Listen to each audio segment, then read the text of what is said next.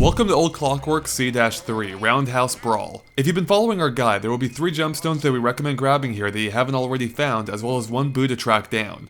Because your first objective is to visit the Roundhouse, you might think it's fastest to go through the first floor door here.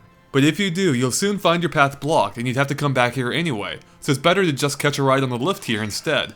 Step on the pressure plate inside to expose the valve and use your vacuum on it to raise the lift. When you reach the level above, you'll find some debris blocking access to the door. Simply flash a light at the robot just behind it to have them explode, clearing the way into the Clockmaker's chambers. Here, you'll find a gem being held by a sleeping ghost, but you can't get to it until you wake him up. To do so, use your vacuum to suck up the rug, revealing some machinery. Now use your vacuum on it to set the digital clock to match the alarm clock, which is 9 AM. And remember, if you go too far, simply use your blow function to reverse the time. If you set it right, the alarm clock will go off, waking the ghost. Now just wait for him to take the bucket off so you can stun and capture him, allowing you to collect the mansion's 7th gem. Now exit via the northern door into the Roundhouse. Carefully cross to the other side by following and jumping between the beams here. Now there's a gem nearby they can go for. To get to it, cross over the adjacent set of beams to reach a walkway. Now follow that to the right, then down to find a toolbox containing the mansion's 8th gem.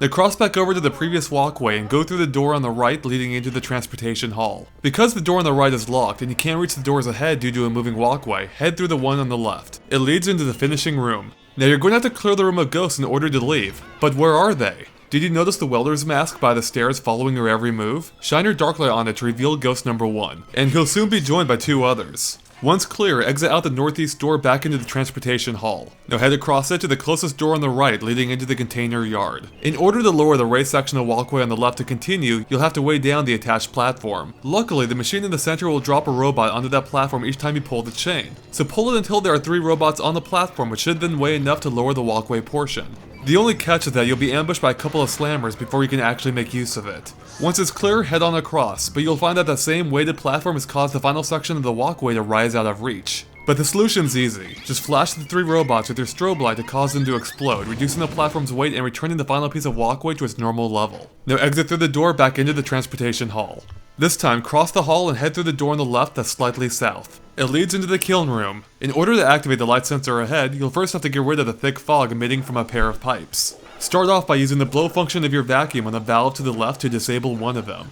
Now the pipe on the other side of the room seems to have no valve at all. Sounds like a job for your dark light, which will reveal the missing piece, then turn it off in the same way. But even with both pipes turned off, the fog will still linger. Well, all you need to do is run your vacuum for a few seconds to clear the air. Once the room's fog-free, flash the light sensor ahead to open the double doors, where you'll find a pair of ghosts waiting for you. After you take them down, this mission's boo will also make an appearance. Man, if only all of them were this easy to find. After all of that, go through the double doors, turn right, and exit out the door to the northeast, leading back into the transportation hall. Yep, you finally made it all the way up the hallway. To celebrate, rip off the nearby sheet, revealing a spring you can bounce off of to reach the platform across the machine. Now use your dark light on the painting of the key to reveal an actual key. Cross over the turning wheels of the machine to reach it. Now head back down the hall and use that key to unlock the southeasternmost door. It leads back into the Roundhouse. After climbing down the stairs, head straight ahead to find a hidden area containing the mansion's 9th gem trapped in a web, which you can pull down with your vacuum. Now follow the walkway to meet up with the ancient poltergeist, who you will then have to battle to reclaim one of the missing clock hands. So this guy's gimmick is that he can create tornadoes on the turntable that both can suck you in if you're too close, as well as toss bombs your way. It's best to stick to the perimeter of the arena, away from the turntable, and keep on the move to dodge the bombs. Oh, and you'll have to deal with a few other random ghosts throughout the battle. But whenever the turntable stops spinning is when the poltergeist is vulnerable, though he'll be invisible most of the time. Keep an eye out for moving objects or trails in the sand that reveal his location, then strobe light and vacuum him.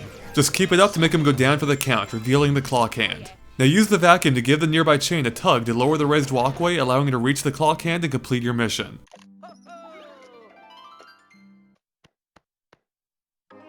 Oh yes! I did it! Ho ho!